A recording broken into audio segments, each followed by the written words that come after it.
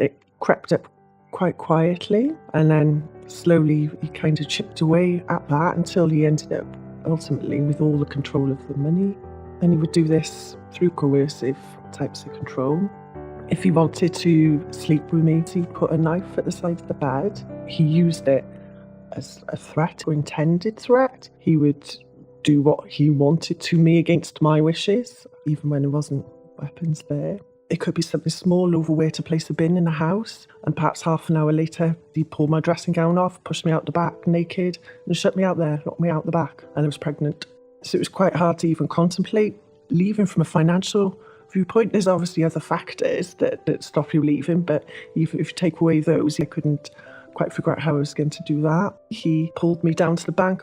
My baby was only a couple of days old, and he insisted I took out a loan. He knew when you were vulnerable. I couldn't stand on my own 2 feet. It was really, really, really difficult, and I did have help from my health visitor, who was absolutely amazing. The abuse continued after I left. He just still had the control. And everywhere I turned, there he was, perhaps 3-4 times a day. It probably went on for a year after I left him. I wouldn't go out on my own, so I'd always have to have somebody with me, a friend or my family. And it made me a shadow of my former self.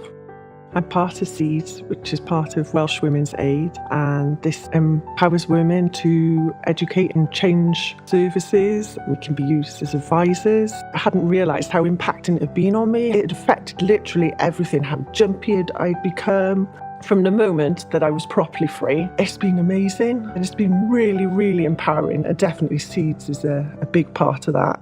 It can happen to absolutely anyone.